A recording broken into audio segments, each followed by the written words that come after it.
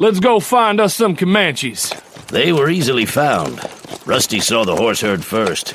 A rough count showed him about 20 head, a fraction of the farmer's wild estimate. For the Comanches, this had been slim pickings. Moreover, only half a dozen Indians rode with the horses.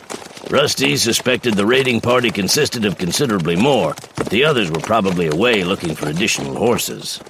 I don't believe they've seen us yet. Let's don't give them time to think about it. Charge! We're under attack! The roan horse did not wait for Badger Boy to decide what to do. It turned and broke into a hard run away from the shooting, away from the stampede. Badger Boy pressed hard with his knees and clung to the mane to keep from falling off. He knew he should stand his ground and fight. That was what Steele's the ponies would do.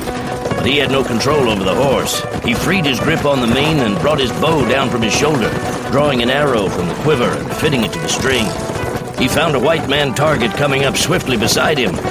The roan jumped a small bush just as the arrow flew. Badger Boy knew he had missed.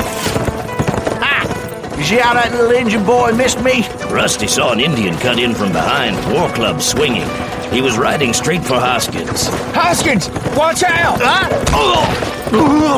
The Indian whirled, about to finish the job, but saw Rusty coming and changed his course. Hoskins, you all right? I'm fine. You go get him. Badger Boy struggled to fit another arrow while on the roan. He saw Tonkawa Killer deal a strong blow to a Texan with his war club. Badger Boy smiled. But because he was watching behind him, Badger Boy didn't see the fallen tree ahead. The boy landed hard, and the horse followed, directly on his leg. The roan staggered to its feet, kicking Badger Boy's stomach on the way. For a moment, through the dust, he saw a dark figure looming over him and thought it must be a Texan come to finish him. He was too numb for fear. The face was Tonkawa Killer's, and it was malevolent. His war club, marked with blood, seemed larger than it had ever been. You have spoiled our medicine, white boy! Now die! Badger Boy turned quickly aside so that the blow missed his head but struck his shoulder. Then Tonkawa Killer was gone. Good job, man. There's still one over there. You sure? Yeah, I saw him fall from his horse after he tried to shoot Hoskins. You be careful, Rusty. Never know what an Injun's gonna do. Well, you ain't too good at avoiding trees, I see. Or keeping your legs in one piece. But the Comanches I know don't really abandon their kin. Being this close to a Texan couldn't mean anything good. But Badger Boy was ready to live up to his name. He reached for his knife. Whoa there. You're nothing but a shirt-tailed kid. You're likely to hurt yourself lunging out like that. There. Now that we're rid of that knife, we can have a little talk. You don't look much like most Comanches. Blue eyes like that. You're a white boy, aren't you? Looks like you got one, Shannon. How come you ain't killed him yet? Well, look at him. He's no Comanche. Yeah? Let me see. He's got a white skin, sure enough, but underneath it, he's pure Comanche. You got a name, boy? That didn't sound much like English. Comanche stole me from my real folks a long time ago.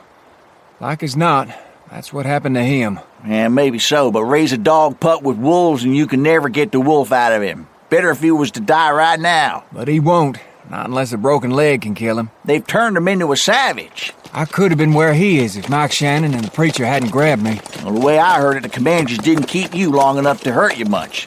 Looks like they had this young'un long enough to ruin him for life. Looks like you've caught yourself a bear cub, Rusty. Take a close look at him, Tom.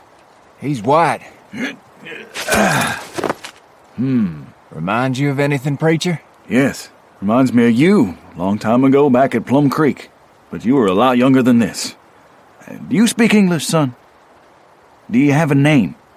Do you remember your mother and father? Your mother. Do you remember your mother? I believe he understands the word mother. Maybe he can remember more if we keep at it. I think I know who he is. Remember the time...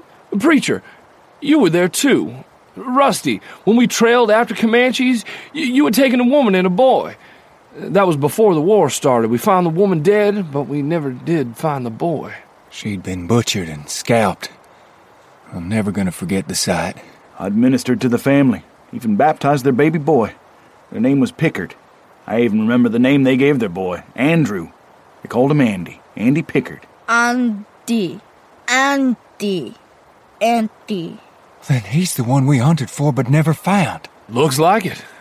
You were lucky we found you so quick. He wasn't as lucky.